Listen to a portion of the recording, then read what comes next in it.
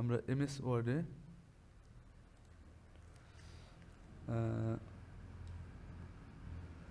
ছক নিয়ে কাজ করি, সেই ছকের কাজগুলো কিন্তু আমরা ইলাস্ট্রেটরে এই রেক্টেঙ্গুলার গ্রিড টুল দিয়ে করতে পারি। তাহলে আমরা এখান থেকে 3টে কলাম বা 6টা কলাম 3টে রো নেব। তাহলে আমরা এখানে অনেকগুলো রো কলাম আছে, আমরা ধরে রেখে সবগুলো আগে মাইনাস করে দিচ্ছি, ডানে চেপে সব, বামে চেপে সব মাইনাস করে দিচ্ছি কলামগুলো, এবং ডাউনে চেপে সব রোগুলো মাইনাস করে দিচ্ছি। তাহলে আমার 5টা কলাম, তাহলে 5টা কলাম, 2টো 3টে 4টে 5টা, 1 2 3 4টা হলো। এখন আমরা এটা তৈরি করে আমাদের প্রয়োজনীয় লাইনগুলো ডিরেক্ট সিলেকশন দিয়ে আমরা এটা টানতে পারি। সিরিয়াল ধরি, কোনো কিছুর বিবরণ, কোনো কিছুর পরিমাণ, দাম, মোট, এরকম কিছু আমরা এখান থেকে লিখতে পারি। তাহলে আমরা চাইলে আমরা এখান থেকে এটা উঠাই দিতে পারি, এটা আমরা এই দুটো নিচে নামাই দিতে পারি, বা এটা মুছে দিতে পারি। তাহলে এইভাবে আমরা রেক্টেঙ্গুলার গ্রিড টুল দিয়ে কোনো ডিজাইনের কাজের অংশ বিশেষ করতে পারি। পোলার গ্রিড টুলটা কীভাবে কাজ করে, আমরা পোলার গ্রিড টুলে যাচ্ছি। পোলার গ্রিড টুলের ক্ষেত্রে আমরা যদি নিচে চাপ দিই তাহলে আমাদের গোল আকৃতির বৃত্তগুলোর কমে যায়। উপরে চাপ দিলে কিবোর্ডের আপ অ্যান্ড ডাউন এর কথা বলতেছি, আপে চাপ দিচ্ছি এটা বাড়ছে, ডাউনে চাপছি কমছে, লেফটে চাপছি এটা আমাদের লাইনগুলো কমে গেল, রাইটে চাপছি লাইনগুলো বেড়ে গেল। তাহলে এখানে আমরা লাইনগুলো 0 করে দিই। এখন আমি কিন্তু ধরে আছে, ধরে রেখে আমরা শিফট চেপে বড় করছি। এইভাবে আমরা কোনো ডিজাইন করতে পারি। যেমন আমরা এইখান থেকে এগুলো মুছে দিচ্ছি, এই নিচ থেকে এগুলো মুছে দিচ্ছি, তাহলে আমাদের ওয়াইফাইয়ের একটা আইকন তৈরি করতে পারলাম এখানে। ওকে, এরপর আমরা যাচ্ছি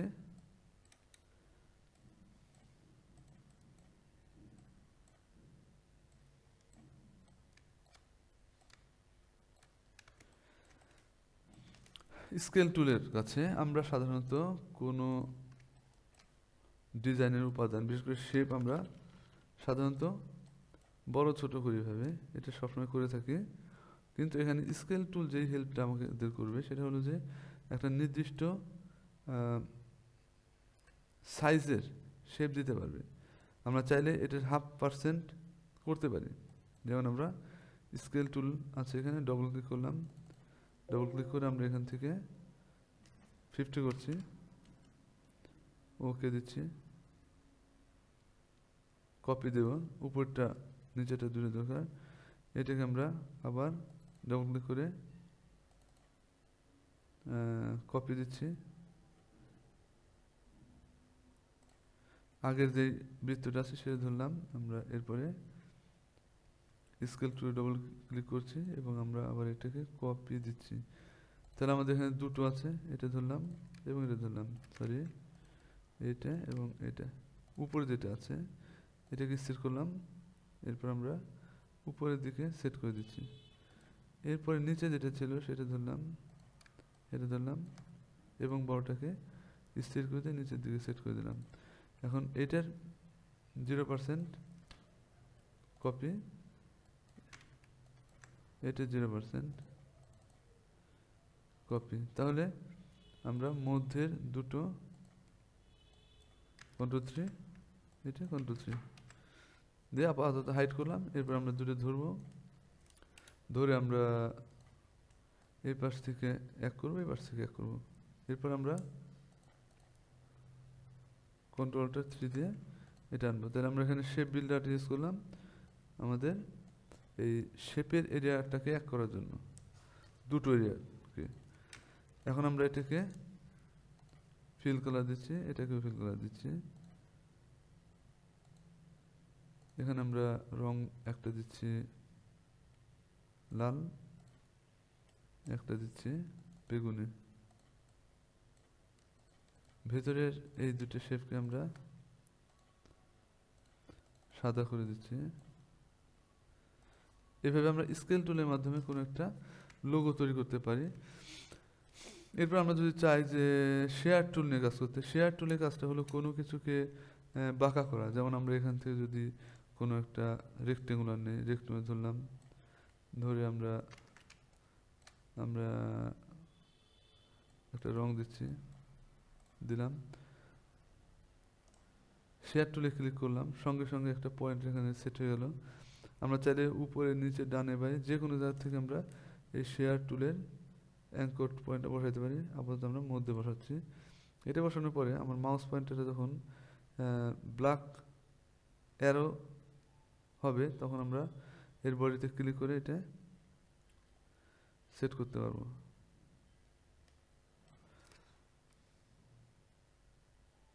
আমরা চাইলে এরকম বাঁকা করতে পারি, গ্রাউন্ডের সাথে নিতে পারি। তাহলে এখন আমরা চাচ্ছি এখানে একটা বৃত্ত নিতে।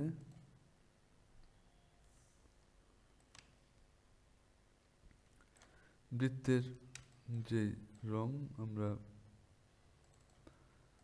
মোটামুটি এই কালারটা নিচ্ছি। এখন আমরা এটাকে এটার পেছনে শ্যাডো আকারে শো করব। তাহলে এটা গ্রুপ করলাম, এটা ধরলাম, শেয়ার টুল নিচ্ছি। শেয়ার টুল নেওয়ার পরে এর মধ্যে আমি এটা পয়েন্টারটা বসাইলাম, এরপর আমরা মুভ করছি।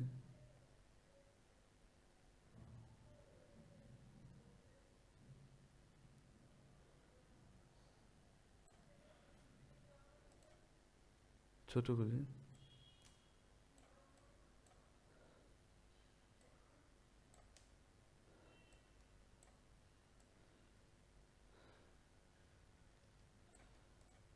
নিচে নেই এটা,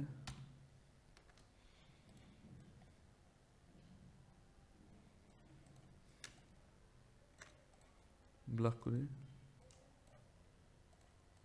এভাবে আমরা নিচে কোনো শ্যাডো তৈরি করতে পারবো এই শেয়ার টুলের মাধ্যমে।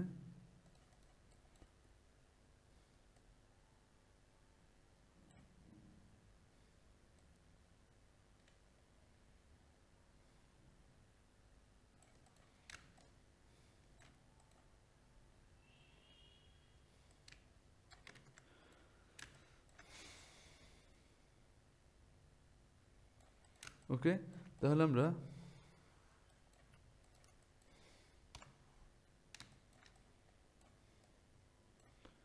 পরেরটা কোথায়, রিশেপ আমাদের আপাতত দরকার নেই, এটা আমরা যাচ্ছি নেক্সট। পেন ব্রাশ টুল।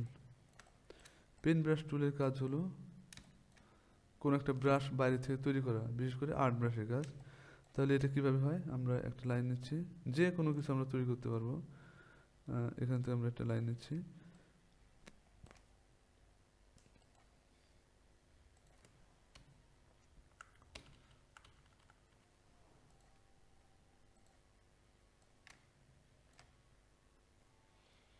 এটা আমরা এক পাশ থেকে শুরু করি, আরেকটা আমরা দুই পাশ থেকে শুরু করছি। আমরা কিছু লিখতে পারি,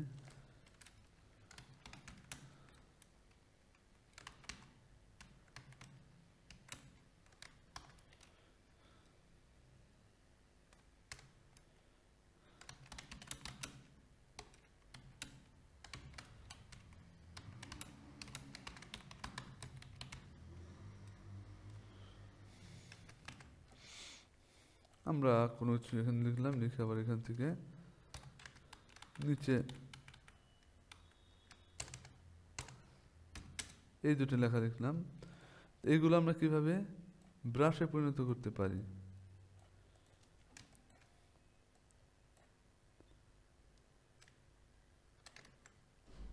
এগুলো চিকন করে দিচ্ছি একটু। আচ্ছা, তাহলে এগুলো ব্রাশে পরিণত করতে হলে আমরা এগুলোর সাইজটা নির্ধারণ করি। এরপর আমরা ব্রাশ প্যালেটটা আনি, উইন্ডো,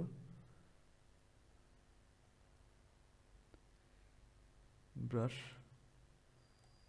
আমরা এটা ভিতরে টেনে ছেড়ে দিচ্ছি, আর্ট ব্রাশ নিচ্ছি, ওকে দিচ্ছি, এখান থেকে আমরা ডাইরেক্টলি ওকে দিচ্ছি।